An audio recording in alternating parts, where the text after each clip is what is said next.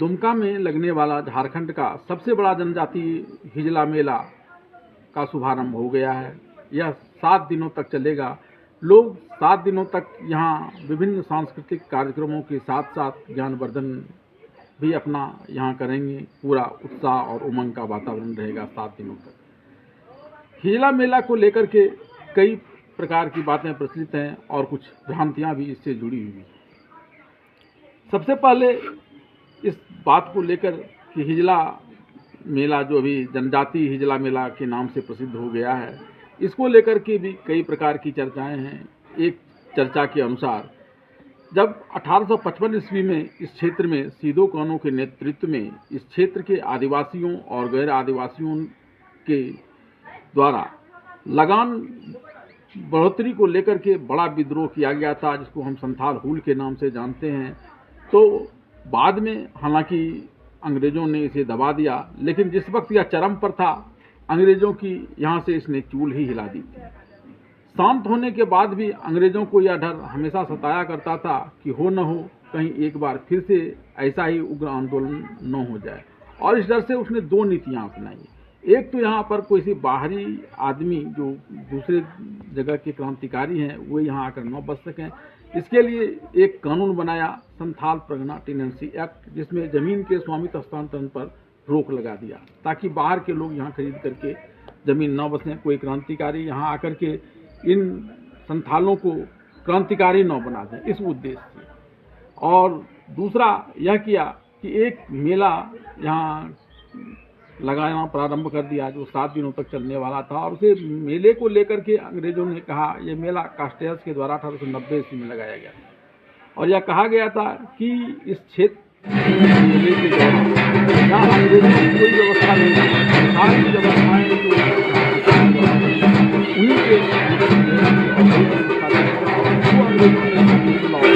कहा था, और ये एक प्रकार से आदिवासियों के अपीचमेंट की उसकी नीति थी।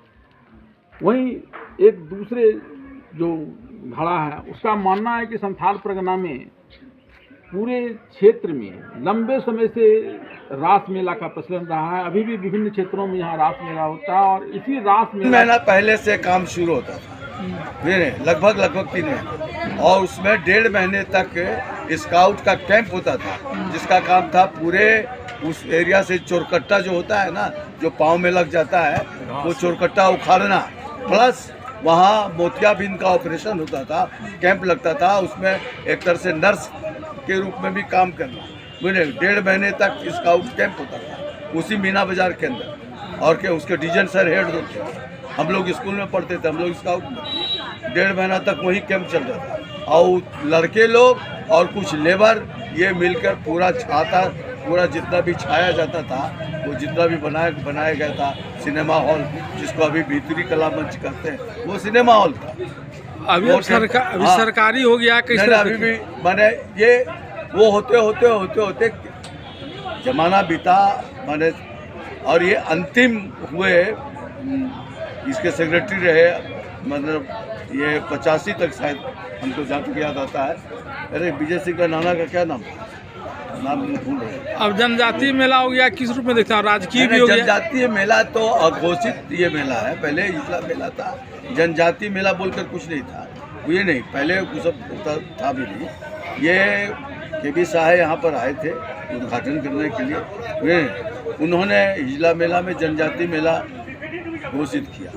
घोषणा करने के बाद भी ऐसे ही चलता था, मगर कोई उसको लागू किया होगा वो याद नहीं आता है। हो सकता है 78 में या 79 में ऐसे कुछ जनजातीय हिजला मेला लिखाई वहाँ प्रारंभ शायद हुआ, ऐसा मैंने।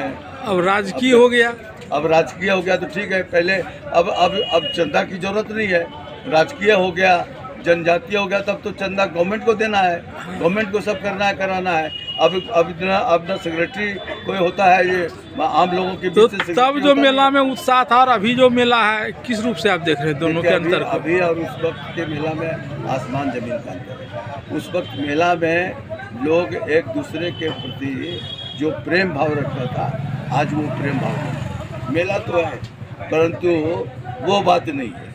वो दिल में जो एक लगाव जो होता था वो लगाव किसी को नहीं है।